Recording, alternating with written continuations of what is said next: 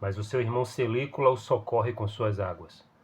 Convoca os rios, aos quais diz depois deles entrarem em seu palácio. Inúteis são agora as longas exortações. Dai curso à vossa violência, tal é a tarefa. Abri as portas e, afastando os diques, deixai correr livremente os vossos rios. Assim ordenou. Eles regressam, escancaram as bocas das fontes e, desenfreadas, as águas se precipitam para o mar. Ele próprio bate rijo com o tridente na terra que estremece, e o tremor faz desencadear a água. Espraiados, os rios correm através dos campos, arrastando tudo, árvores junto com gado, com homens e com as casas, arrastando os santuários com os objetos sagrados. O dilúvio, as metamorfoses, Ovídio.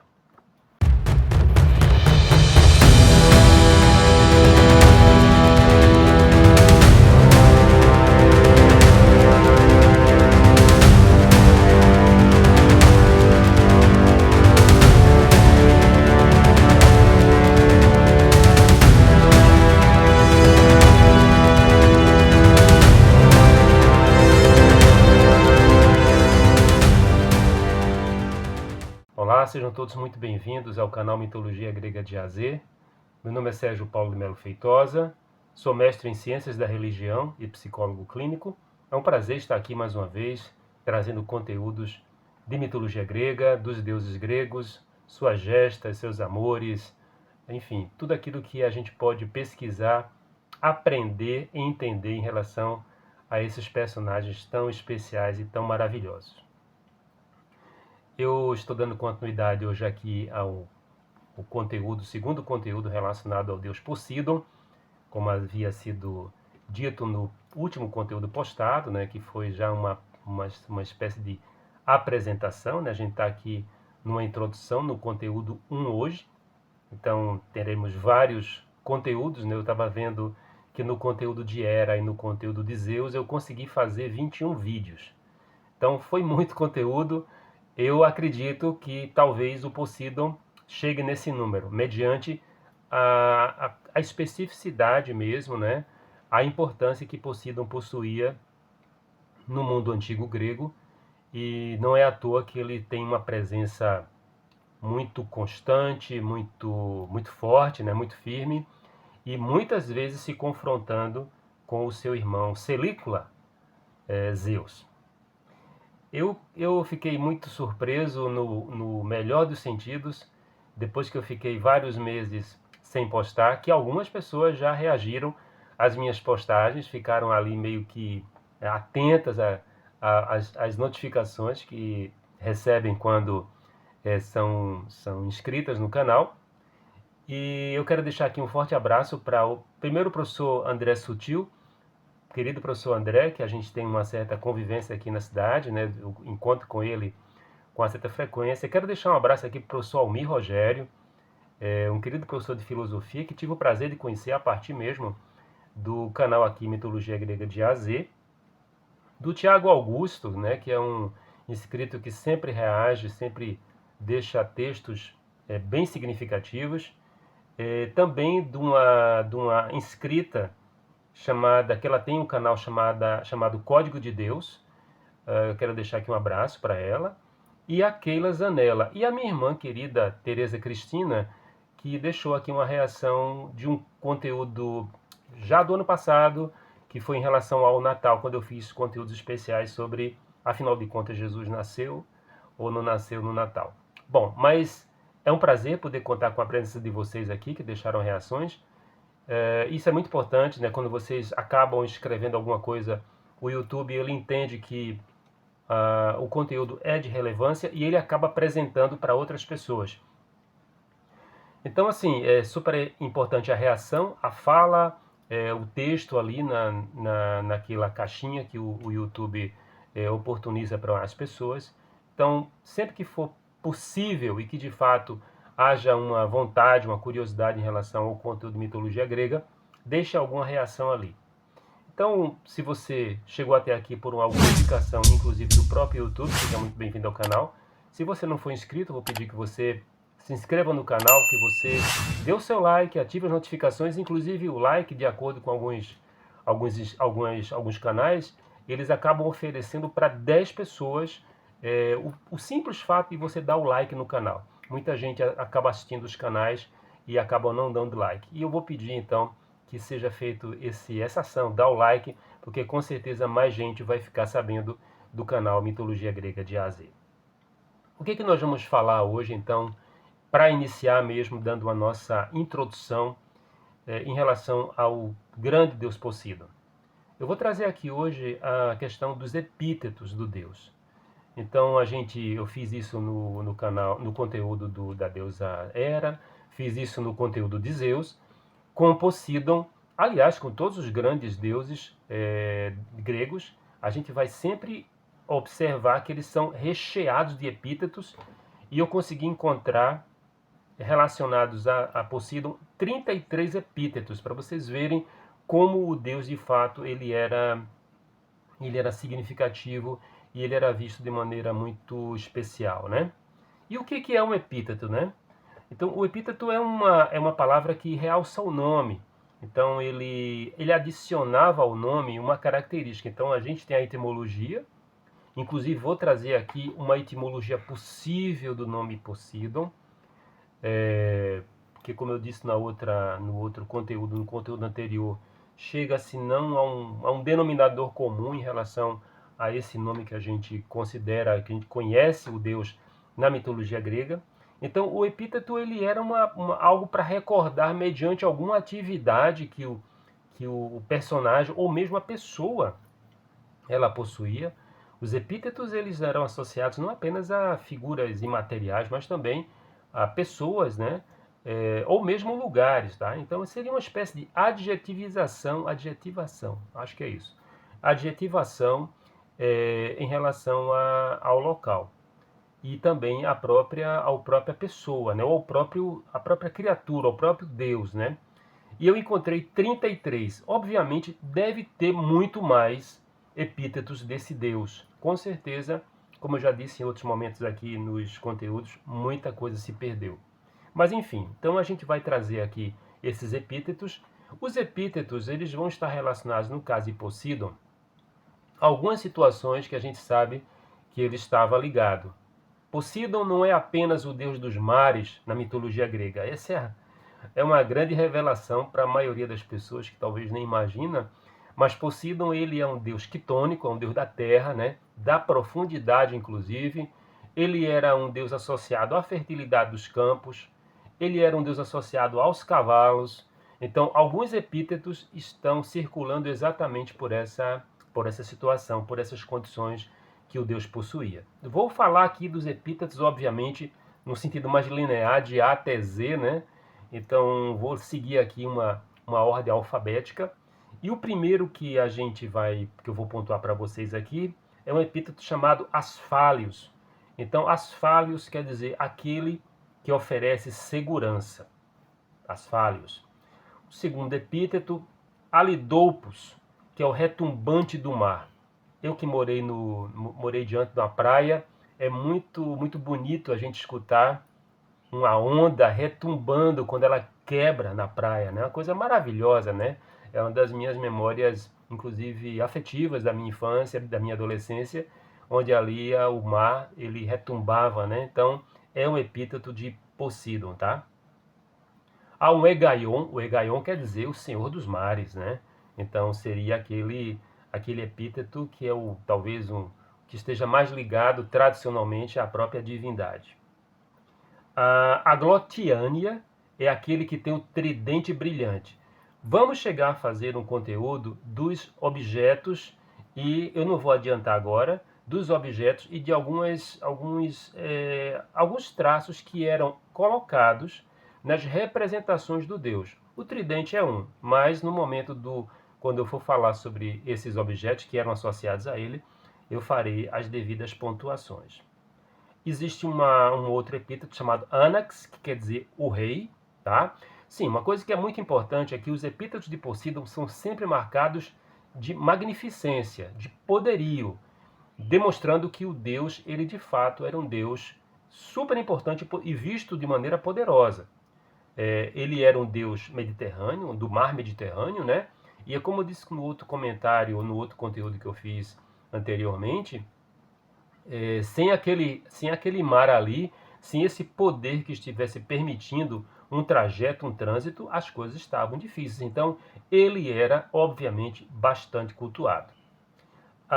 Tem um epíteto chamado Cyanokites, então, que é aquele de cabelos escuros ou de cabelos azuis, que era sempre... Os cabelos azuis, inclusive, eles eram associados também a Apolo, mas no caso do Poseidon, ele vai ser associado a essa questão dos cabelos azuis pela coloração do mar, né? Pela coloração das águas do mar.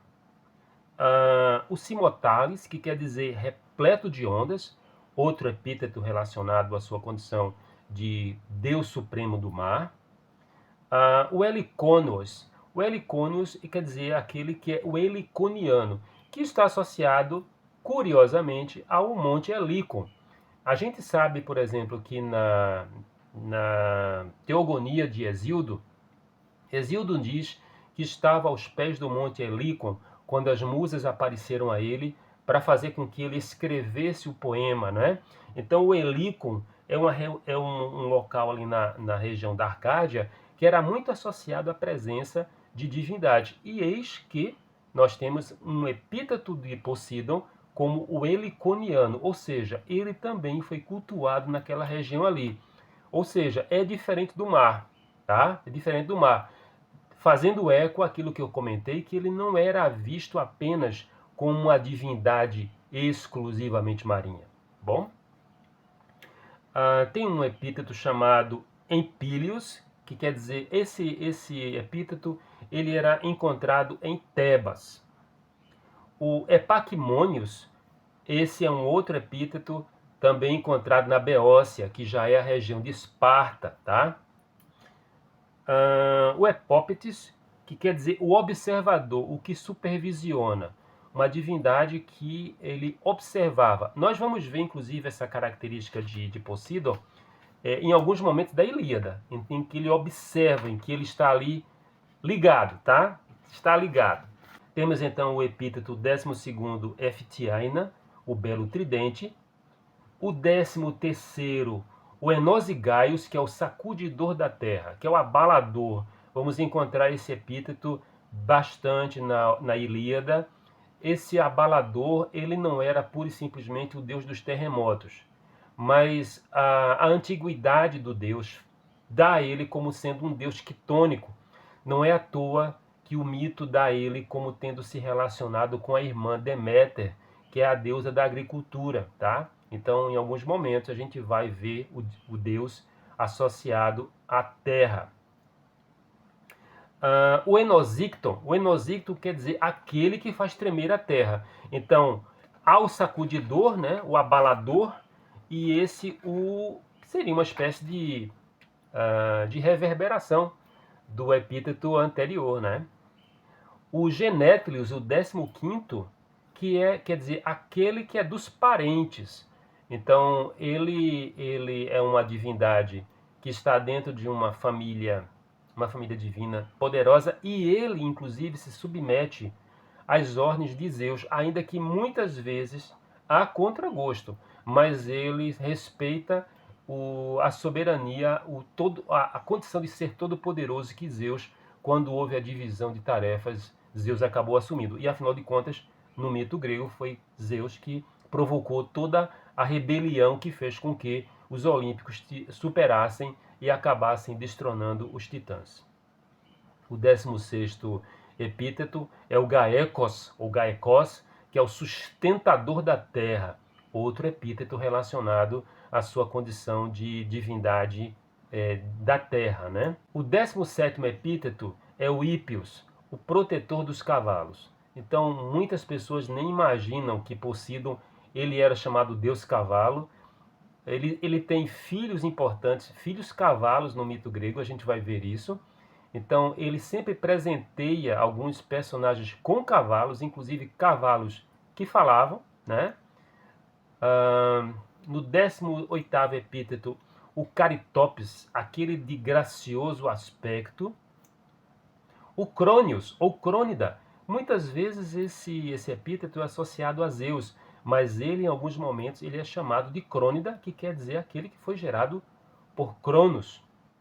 O Ninfaietes, o 20º epíteto, que quer dizer aquele que é líder das ninfas.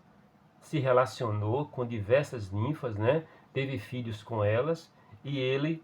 E outra coisa, né? Tem um grupo de ninfas, como a gente viu naqueles conteúdos especiais, tem várias ninfas que estão associadas aos rios, e esses rios, eles deviam a autoridade sucerana a Poseidon, ainda que os rios eles tivessem uma outra origem. Todos os rios são filhos de Oceano, que é o deus que foi subjugado, que foi deixado de lado quando os olímpicos assumiram o poder. Oceano era um titã, tá? Tem um outro epíteto, que é o 21º, Ositriânia, que também quer dizer o portador do tridente, tá? E há o mais famoso agora, que é o Poseidon. Há uma etimologia possível em relação a esse nome, que quer dizer eu ligo os pés. É como se o Deus fosse entendido em que ele fazia a ligação com a terra e a água, tá? A gente vai ver, eu acabei comentando aqui agora rapidamente, que ele vai ter um relacionamento com Deméter, né? Então, há inclusive uma filha, há um personagem muito curioso nessa história de Poseidon com Deméter, em que eles tiveram uma filha cujo nome não podia ser falado, não havia uma proibição, havia um interdito religioso, um interdito de respeito em que esse nome não podia ser falado. Obviamente não se sabe qual é o nome dela, né? Então há uma possibilidade grande do Poseidon ser, a etimologia ser eu ligo os pés. É o contato entre a terra e a água.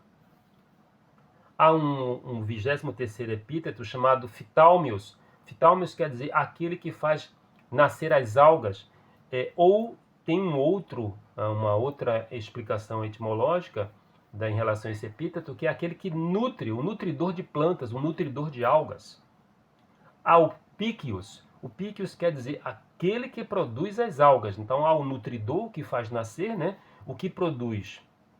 O 25º epíteto, o Prosclíteos, que se move na direção, há uma determinação, há um encaminhamento, há um direcionamento, um epíteto do deus Poseidon. O Pontomaedon quer dizer o senhor das profundezas. Eu, quando estava pesquisando os epítetos de Poseidon, que alguns eu já conhecia, mas outros eu acabei descobrindo, eu fiquei impressionado com o impacto, com a beleza dos epítetos dele, né? São epítetos lindíssimos, maravilhosos, né?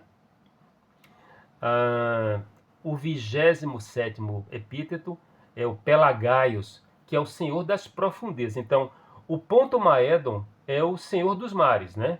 Mas o Pelagaios quer dizer que é o das profundezas mesmo, né? Então é aquele que ele também controlava não apenas o que era visto, mas também aquilo que estava na profundidade dos mares e dos oceanos, né?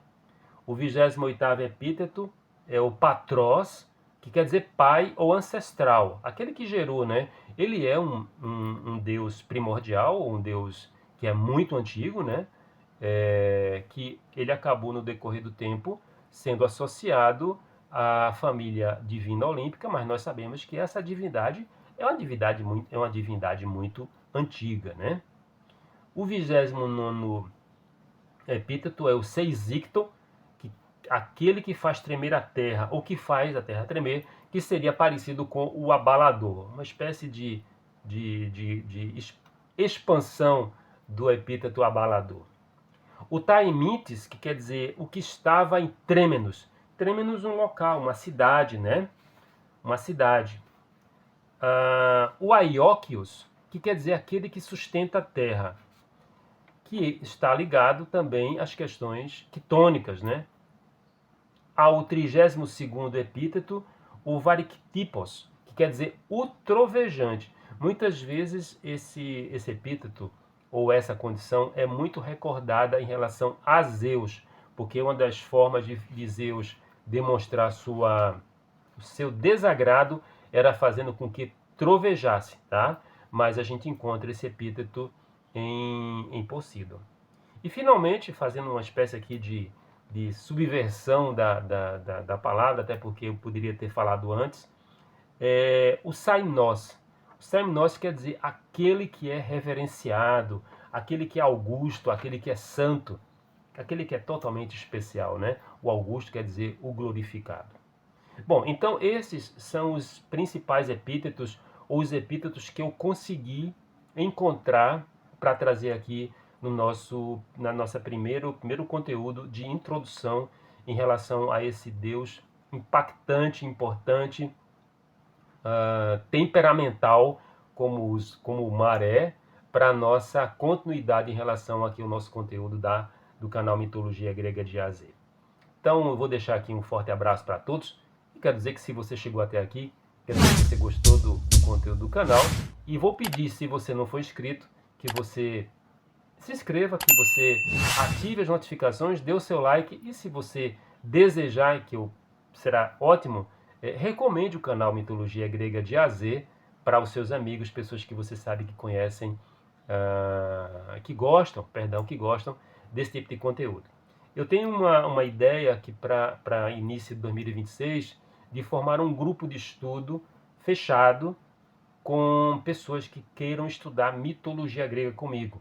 Mas é algo que eu estou elaborando aqui para ver a possibilidade disso e de como a gente vai fazer. Então, um grupo fechado e talvez no máximo 20 participantes. Então, se passar desses 20, então a gente faz um outro grupo. Mas eu estou aqui na minha cabeça, eu estou pensando seriamente de nós termos um grupo de estudo em mitologia grega que é algo que eu fiz desde que me formei em psicologia clínica, ainda lá no final dos anos 80 e início dos anos 90, especificamente 1990. Mas vamos lá, né? Então o poeta Quintana dizia que o tempo é o senhor da razão. Então eu vou deixar aqui novamente um forte abraço, muito obrigado pela presença de todos aqui, um bom restante, um bom final de semana, né? Um bom início de semana. Então a gente possivelmente vai se ver somente na virada do ano. Eu quero desejar aqui um 2026 repleto de realizações e que os deuses estejam sempre conosco. Um forte abraço e até breve.